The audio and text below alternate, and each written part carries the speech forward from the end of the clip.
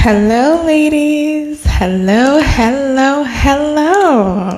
How is everyone doing this beautiful Thursday? How is everyone doing?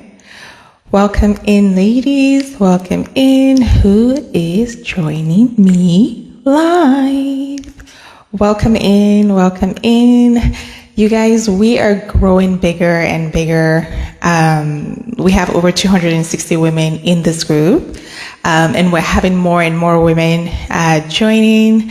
So that's awesome. So welcome in, everyone. To the new members who are joining in, welcome in. So welcome in Renee, welcome in Emily, welcome Kristen as well. Welcome. If you are watching me live, say hi. And for those of you who are, again, the older OG members, say hi as well. Say hi in the chat.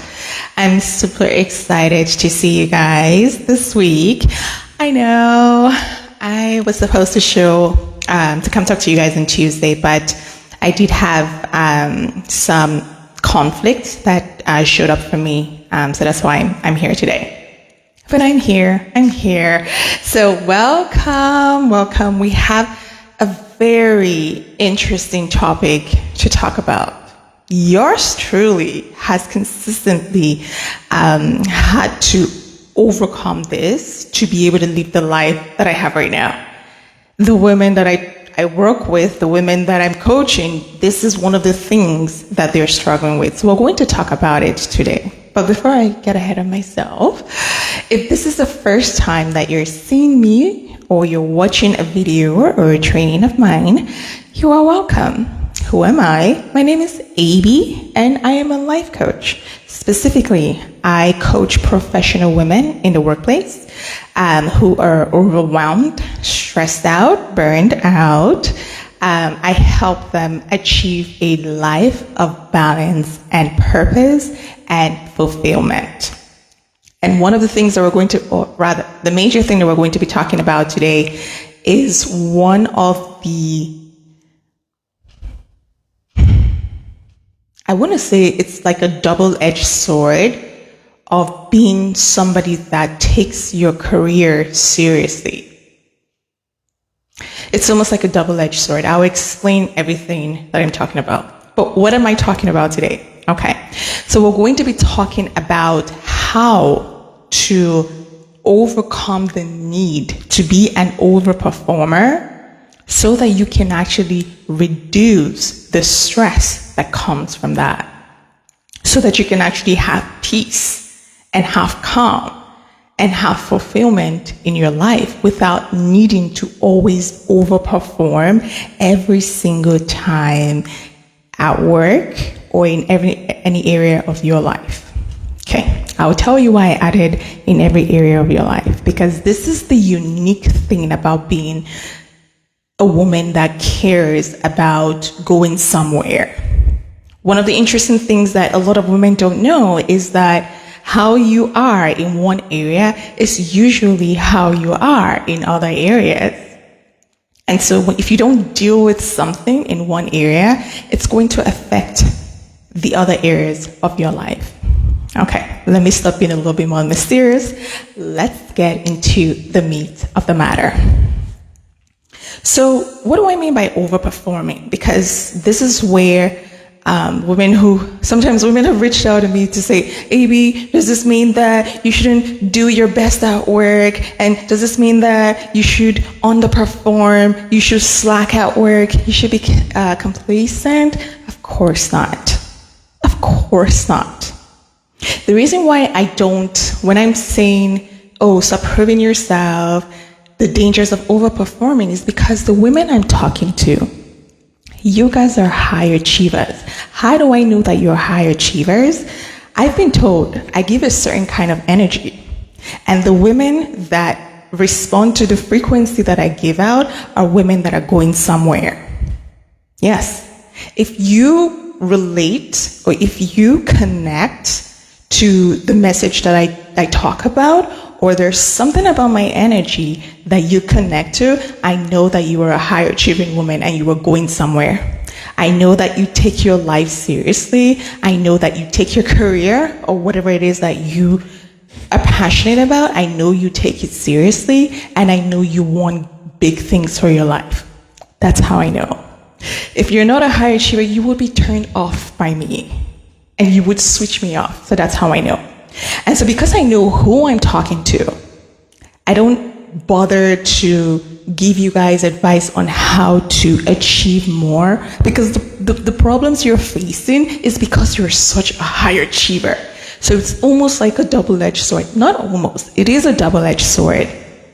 And because I have been there and I have been sent to wake you up, I'm glad.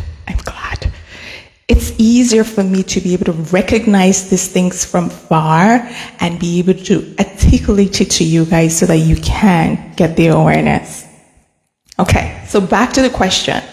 So does this mean that, you become complacent, you don't do your part at work, you underperform? Absolutely not.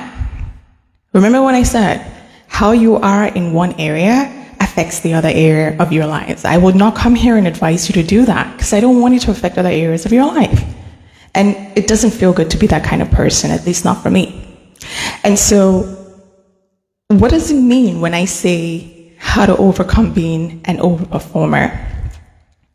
See, the thing about, if we trace our evolutionary history and even now, the thing about being an overperforming woman is that it's not free. Overperforming comes at the expense of something. Now, there are cases. First of all, let me define what overperforming. Overperforming means that in every single situation at work or in your personal life, you are always going above and beyond, even when it's not required. Even when it's completely unnecessary.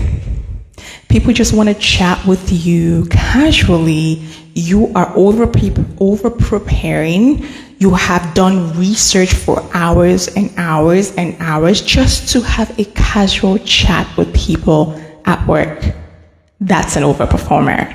How do I know that? Because I used to do that. How do you guys think I started getting into the habit of writing notes and taking notes and being a really good note taker? I mean, it works for me now. But how do you guys think I used to become like that? It's because every single time I always felt I had to be overly prepared for the most mundane things. Things that don't, in the grand scheme of things that don't matter. Now, people will hear me say that and say, well, isn't that good? That means that you can never be fired. That means that you'll always be promoted. That means that you'll always continue to rise in your career. The irony of all of that is that nothing, absolutely nothing, is guaranteed in life. The other part of it is that it's not free. What do you think I used? Or what do you think you're using to overprepare, overperform? Do you think it's free energy? That's energy that you could be using for something else. That's energy and time and resources that you could be using to improve your health. It's not free. But when you start becoming this kind of woman, you don't know where to stop. That's why I said it's a double-edged sword. So who here is watching to me? If you're watching me live or you're watching replay, please put, if you have or are currently someone who's been described as an overperformer, just, wave your hand in the chat. Because I know this is an issue that even yesterday I was having a conversation with a client of mine. This was one of the things that we brought up. It's this need to consistently operate above average every single time, every single day, in every single situation. Okay. So why does this happen? We're going to talk about 3 reasons why it happens. We're going to talk about 3 effects of doing this. And then we're going to talk about if you don't know if you're an overperformer, that's actually one of the reasons. In fact, if you don't know that you're an overperformer, there's a high chance that you are. Why? Because overperformers are also known to have imposter syndrome. Imposter syndrome blinds you from actually understanding your worth, and you keep thinking that you're not good enough. But I don't want to get ahead of myself. We'll talk about that later. So why does this happen? What is it about us women who you're building your career, or you're starting a career, or you've been in your career for years, and you're finding almost chained and trapped because now you've created a certain expectation of who you are, and now you cannot go below it because now you think it's going to draw issues. Why? Why did we feel the need to do that? Because there are plenty of women that come to work, do their part, and it's good enough, and they go home. Why is it that there's certain women in the workplace that feel that good enough isn't good enough? So they need to overdo, overplan, overwork. Everything has to be average. Why? Okay, let's start with the first one. The most common one. I have my notes here, by the way, you guys. One of the biggest fears that many women are facing at work is that they fear that if they don't overperform, they will not be valued. So they feel like if they come in and just do their part, they don't believe that they would be valued. So they feel that they would be passed over for promotions, praises, raises. They wouldn't be taken seriously. That's a common word that I hear all the time. And so when you are in that line of thought that if I don't if I don't take more than I need to take, nobody's gonna value me, you will consistently overperform even when nobody has asked you to. Because now your mind is in the place of, gotta show them my value. We've got to show them my value. We've got to show them what we're made of so that they can value us. We've got to do this so we can get this. We've got to do this. So you're essentially proving yourself consistently. And the thing about having that thought is that when you step out of work, in your family life, in your private life, with your family and your friends, it's going to follow you. You think it's not? It's going to follow you. Because how you are, especially for women. If you guys haven't read the book, Men Are Like Waffles, Women Are Like Spaghetti, go read it. Especially for women. Especially for women. So it's going to follow you into your personal life. What you're going to notice is just you're going to be trying to prove your value in front of your partners or your husband. You're going to be proving your value in front of your children. You're going to be trying to prove your value in front of your parents, your siblings, your friends, because you don't know your value. So every single situation, you're going to consistently try to prove your value. And this is the danger. This is the danger of living life like this. What do you think happens to a woman that doesn't know her value? Not only does she not know her value, now she is in every single situation trying to prove it. What do you guys think happens to her? I'll leave that to your imagination, because we will talk about it, but let me leave that to your imagination. If something comes up for you guys, put it in the chat. Tell me what you think happens to a woman that is consistently having to prove her value. Okay? All right. The second reason, the second common reason is, of course, women would tell me, but that AB, the truth is, the people on my team, this manager, that one, they don't value me or they don't respect me, so therefore I have to do this. And the second reason that I see of why women are overperforming is tied to this: I need to double things to prove my worth.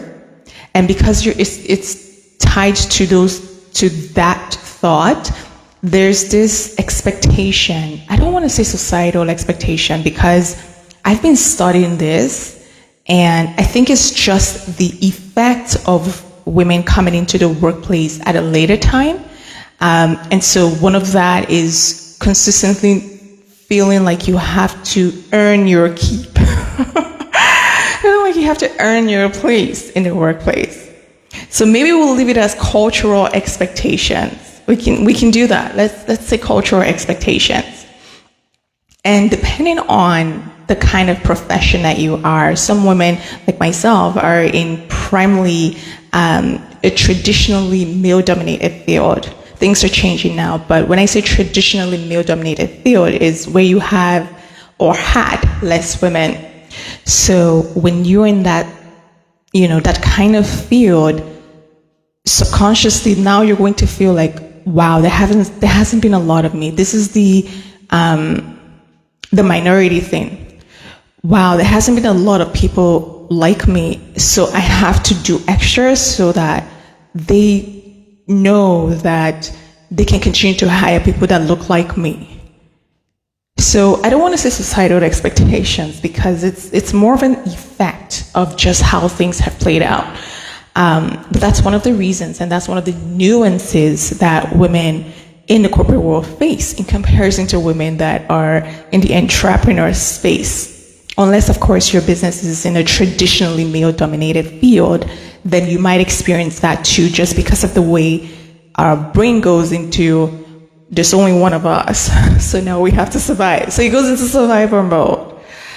So when you're in that kind of place, even if you had a healthy perspective of your worth, just by virtue of just being different, if you are not evolved and you don't understand and really believe and know who you are, you're going to fall into this mindset.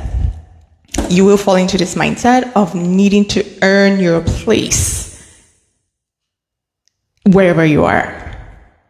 And again, it doesn't just stop at work. You take it to your own family and your friends and your private life. But the primary thing here is just understanding that there's only one of you. And so now you feel like you have to carry the gates or carry the trophy for people to hire more people that look like you. That's another reason. And so it takes a lot of, you need to go seek therapy. I had to do this. For somebody who, I entered into the tech field, and I was one of them that looked like me. It just, that's the natural response that comes up. But I think for me, I've always had that mindset of, I need to earn my place, just by virtue of the way women were raised in my culture. It was just like, come to me. The workplace was like, come to me, Avi, come to me. I was like, yes. But for many women, that is it. That's another thing too. Another part to this is if you're the kind of person that is just a perfectionist, like you grew up in a family dynamics where you had to be perfect, or you thought you had to be perfect just so that so you can feel loved and valued. See, all of these things tied to you understanding your value and your worth, but I don't want to get ahead of myself. So if you are a natural perfectionist and you feel like things have to be perfect for you to feel good about yourself, you will struggle with overperforming even when nobody asks you to. Why? Because if you don't do things above and higher than everyone else, then you're not going to feel good about yourself. And if you don't feel good about yourself, you're going to continue to pursue things that will make you feel good.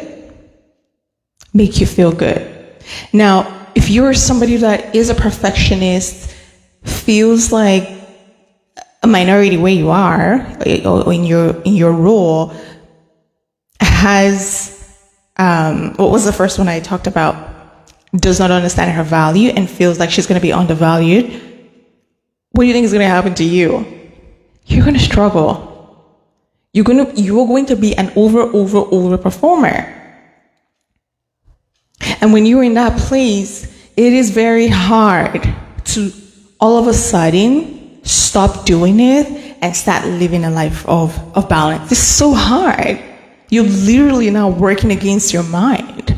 And it's not even possible. Something is going to have to happen to you, either a health problem or you get burned by it, but something traumatic needs to happen to you for you to change. Because your mindset is so ingrained in the need to prove your value, to communicate that you are worthy of being a human being. Pretty much that sums it up. And so for women, why this is so dangerous, it doesn't end at work. Some people will say, well, AB, well, it's just work. When I go home, I don't have to do all of that. You really think so? You really think so? No. Because if you understand how your mind works,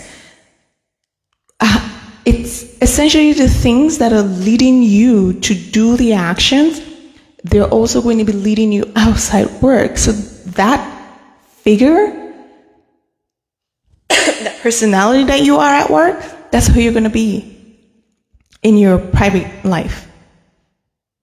It's very dangerous as a woman to live a life where you feel like you have to prove your value. It is so dangerous. You have no idea how much risk you are. I don't want to go into the effects yet. Excuse me, you guys. But it's so dangerous. It's so dangerous because we don't have a history of this. You are not the ones that needed to prove yourself. But I'm going to end here. Let's move on to the symptoms. Some of you know what I'm talking about. I don't want to go into that because I don't want to get derailed, but we don't have a history of this. We did not evolve. Women did not evolve to have to prove their value. It's not how it works. But let's get into the symptoms. So, one second.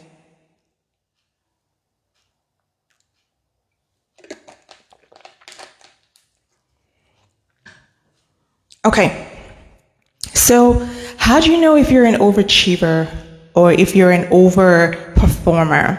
One of the very first things is that, first of all, you are physically and emotionally exhausted, zero energy for anything else. When I'm talking to women and I'm coaching them through this problem, one of the very first things that they tell me is, I'm so tired. I'm so tired, AB. I'm so tired. And then the conversation usually just follows with just sobbing because the times that they have to talk to me is the only time they have space to truly get visibility and see the kind of life they're living.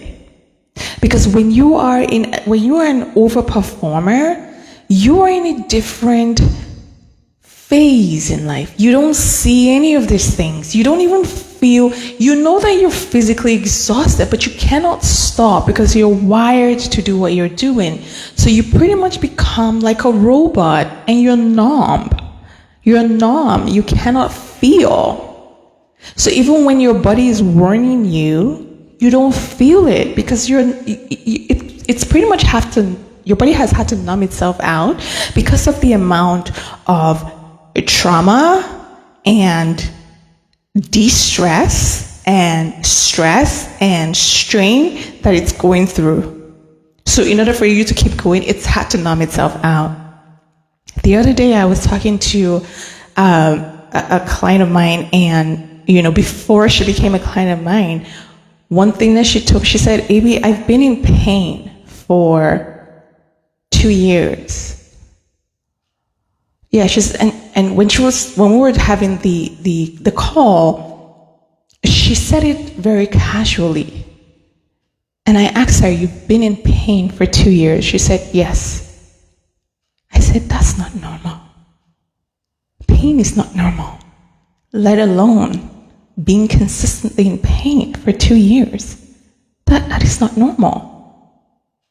It's not. But I understood where that was coming from because, again, when you are living a life where you're out of balance and you're just consistently on the go, I have to do this. You cannot feel things. You cannot feel things. And the danger with not being able to feel is that your ability to connect with you, and have you guys heard about a woman's intuition? That's your power. That's one of your powers as a woman. So when your body's so numb, you can't feel anything, you cannot connect to your body, you cannot activate what I call your feminine power, pretty much you're lost. You will feel lost because now you can't even. Women have been called for histories. Women have been called the GPS. What does it mean to be a GPS? Intuitively, women know certain things just naturally. And people have been respecting women. That's why if you go to some Asian cities, you have statues of goddesses and whatnot, because they had this special natural gifts of called intuition, one of them, that allowed them to guide the society or to guide their people. Every woman has it. It's natural. That's why sometimes there's certain things that you just know right off the bat, and it comes easy to you. And people ask you, "How do you know that?" You're like, "That it's common sense." It's not common sense, by the way. It's not.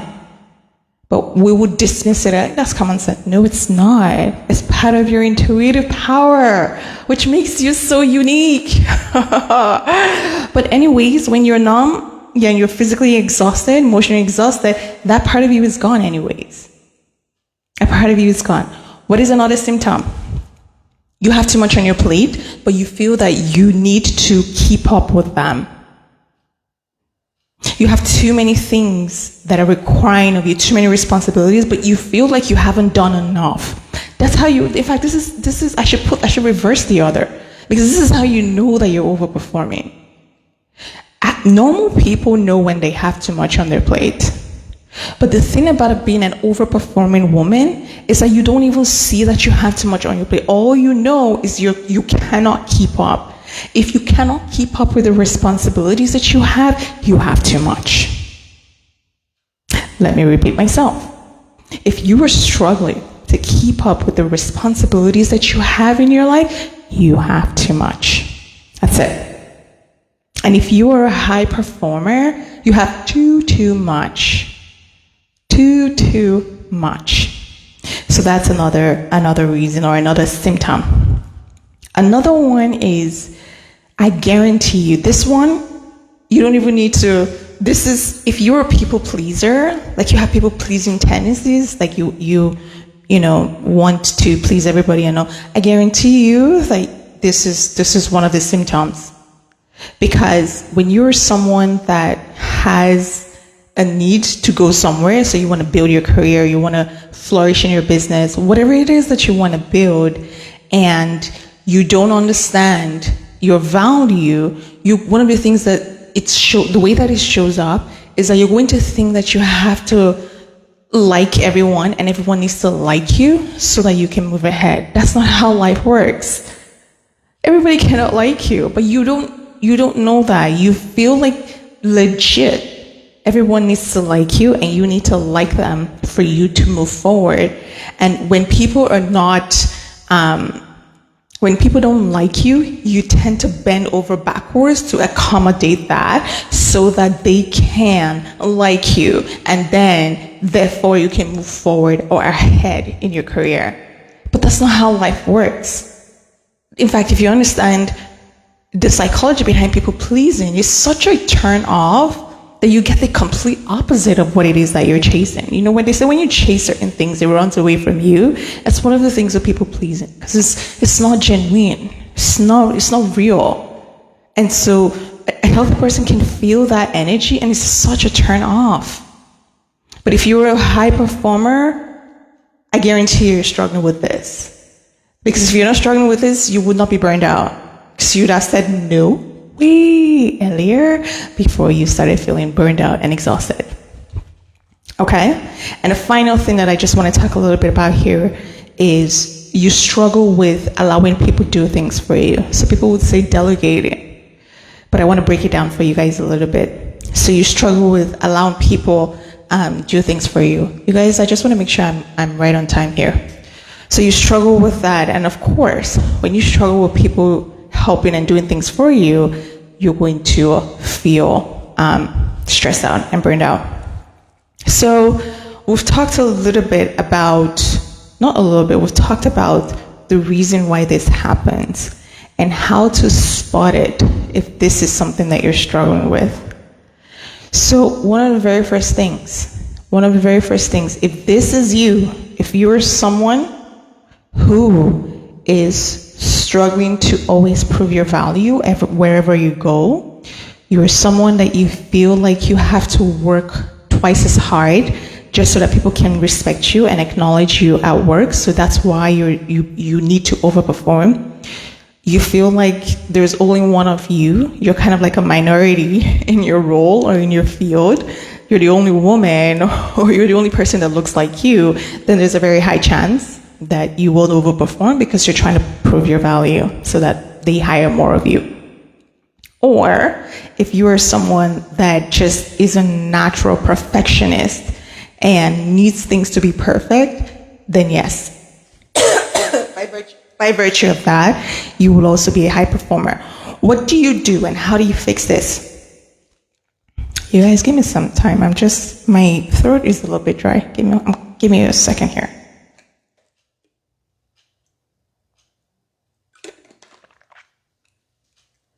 I wonder if it's the weather. I don't know. It's getting cold now, but I don't know. Okay, so one of the very first things is awareness and recognizing it. I would say, I've been in my career for about 10 years now. I would say for the most part of my career, I didn't even know this was a thing. I didn't even know this was a problem until it took me out. So awareness is the first step. Understanding the why behind it. I've given you guys the major reasons why women struggle with this. Look at each one. Is it because you don't know who you are? That's usually the main thing. But which one correlates with you? Because when you become aware, that's how you can start taking steps to fix it. Okay? The second thing is, understand this. I can preach from now to tomorrow. You're valuable, you're valuable. Like, you guys, I have videos on that. I just have videos saying that you're valuable, you're valuable. But the reason why a lot of women struggle with knowing their worth is because they haven't defined what that means for them. This is one of the game changers in my life. I don't allow anybody to define my worth for me. I do that myself. That's my responsibility. But as many women feel like other people have to, and they put the responsibility on others to define their worth. And when others don't do it effectively, they blame them, they get annoyed, they call them toxic, and they say those people are the problem. The thing about you is nobody knows you best than you. Nobody knows your superpowers. Nobody knows how special you are other than you. When you put the responsibility of defining your worth in others, it creates problems. How do you do this? Because somebody has actually asked me, Ibi, how is it that how do I do it? Or what do I do that shows that I'm giving people the responsibility of defining my worth? One common thing is only waiting for people to praise you to feel good about yourself. If nobody praises you, nobody congratulates you, nobody wishes you good wills, if they don't approve you, then you don't feel good about yourself. That's an example of putting the responsibility on others to define your worth. You go for job interviews, for example, and they offer you, a salary. You get annoyed and you get angry and you say, how dare you offer me this? But you haven't defined your value. Because when you've defined your value, what other people do will not upset you because it has nothing to do with you. It's just what they're presenting to you. Everyone is allowed to make an offer. You accept what is your value. You don't get upset at that because, again, it has nothing to do with you. You know who you are and you know that doesn't work for me, and it ends there. Or, when you do something for someone or you do things for people just so that they can like you. And when they don't, you get upset and you call them self-centered, you call them selfish, you call them the N with a T word. I don't like to use that word in my videos, but you say stuff like that. That is an example of putting the responsibility on others to define your value. So this is where this second step, it changed my life. Define what you mean to you. What are you worth? It needs to be clear to you. And part of defining your values is knowing what you're available for and what you're not. And that is the first step to actually having boundaries. Because until you understand what you're available and you're not available for, which is based on who you are and how much value you place on yourself, you cannot have boundaries. You see how all of this works? That's how all of this works. And so when you have that ready, what you would notice is that every other area of your life starts to improve. Why? Because you have become the center of your own world, and now you are leading your own life rather than putting that responsibility on others. Okay? There was a third one that I had for you guys. I'm just going to briefly touch on it, and it's what I call becoming this specialist. Next week I'll talk about it, but in simple words, this is where you start to prioritize what you give your energy to and what you don't. Okay? So those were the things that I had for you guys. And if you watch this live and you can relate to some of the symptoms that I talked about, whether it's that you're feeling physically, emotionally exhausted, or whether it's you're tired, you're feeling stressed out, you're feeling under pressure to consistently prove and show and perform. If that sounds like you and you were looking for a way to start implementing the things that I talked about in terms of how to fix it, this is where I come in and I can help you. So I consistently struggled with this for years until I went through my own transformation journey after I almost lost my life from overworking and being exhausted. And so I work with women who are in their shoes to be able to take you to the next level where you can actually start to have peace of mind and enjoy actually having a successful career and business, depending on where you are. And so what I would wanted to essentially let you know is you can reach out to me and we will have a conversation about where you are. Okay? And when women tell me, AB, just having a conversation with you gives me clarity. Sometimes the women don't even need to go further. They're like, that's all I need. Other times they're like, yes, this is what I need. This is what I know now, what I need to do. Okay? So reach out to me. We'll have a conversation and assess where you are right now so that we can start moving you from a place of where you feel like you need to overperform and always consistently have to prove yourself and destroy your health and your well-being and your peace to now where you have peace and your health is back and you're happy and now you enjoy time with your children, you enjoy time with your partner, you enjoy life, you have time for your hobbies, you have time for your passions now. But we need to understand where you are right now. And that's what a conversation will do. Or having a conversation with me will do for you. So if you have any questions, let me know, and I will get to you, or I will reach out to you, and then we can schedule that conversation. But other than that, ladies, I do actually have to run. So this was longer than I thought. But again, if you guys have any questions, put it in the comments, and I will see you next week.